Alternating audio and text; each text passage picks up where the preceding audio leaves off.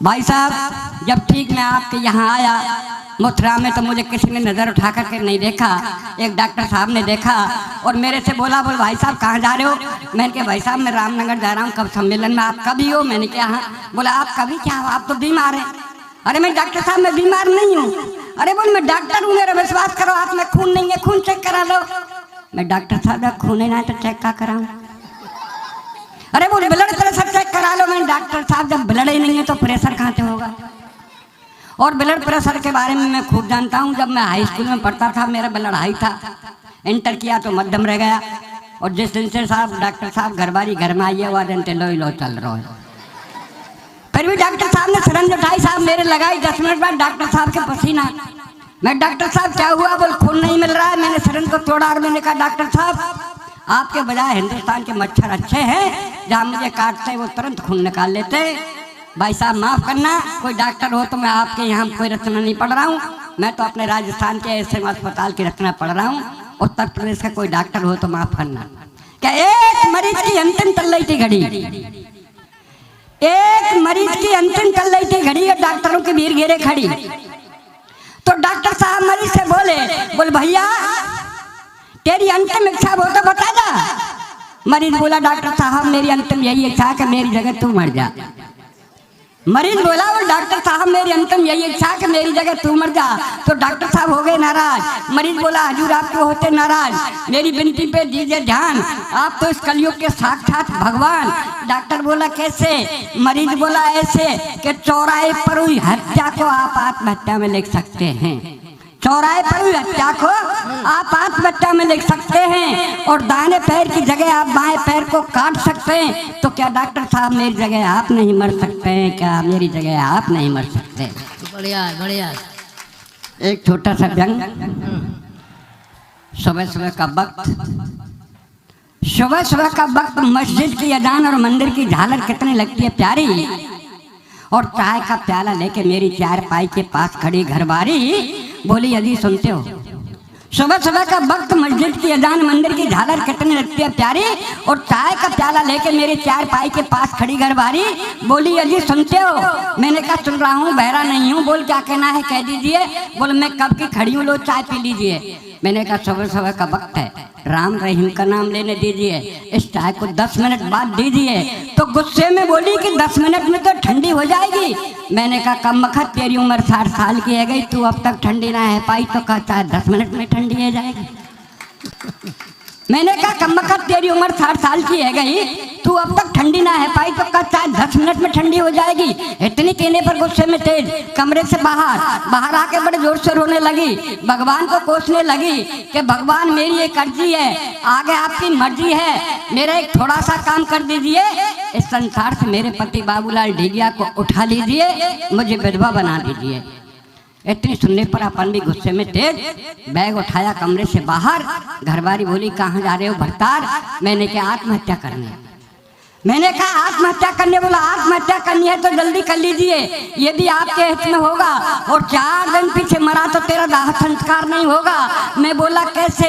घरवारी बोली ऐसे कि मैं देख रही हूँ पर्यावरण का सीजन, और जब खाने पकाने को नहीं तो तुझे जलाने को कहाँ से लाऊंगी ईंधन, तुझे जलाने को कहाँ से लाऊंगी ईंधन।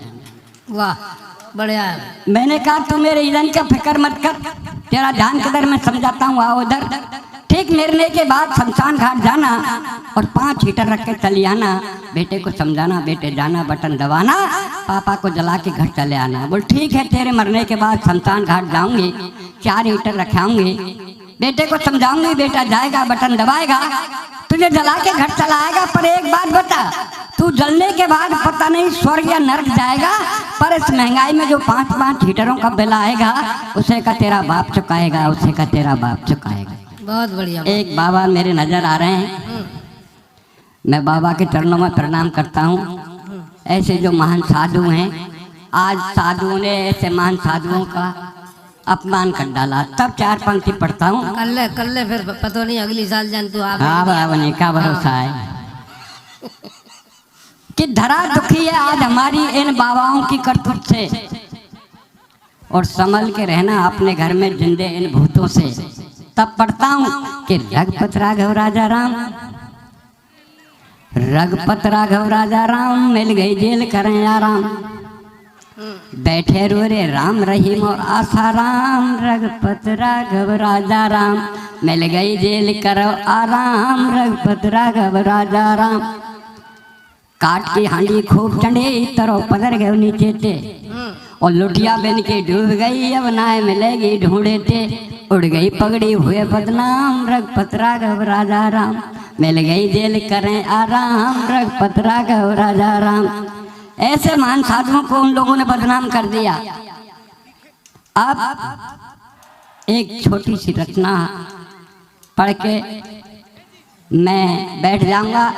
मेरे से पहले दो कवि गुजर गए, एक एक करके सब कवि गुजर जाएंगे। हाँ गुजर जाएंगे सर।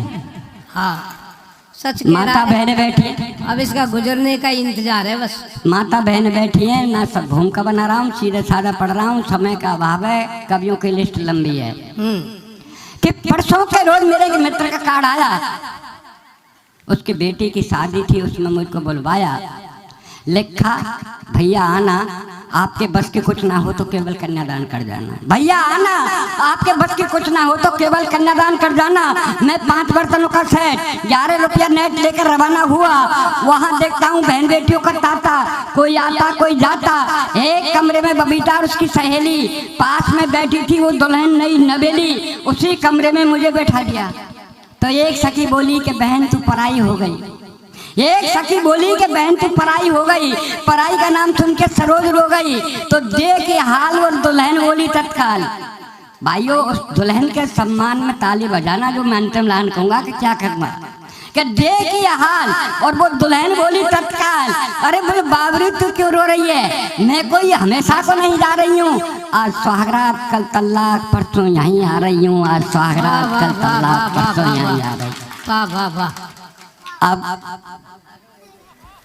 जी आज सुहागरात कल तलाक पर क्यों? वो दुल्हन बेचारी यूं घबराई कि मेरे माँ बाप ने मेरी बचपन में स्कूल में नहीं करी पढ़ाई, इसलिए बेचारी वो दुल्हन नैनों में आंसू भर लाई, वो दुल्हन आंखों में आंसू भर लाई।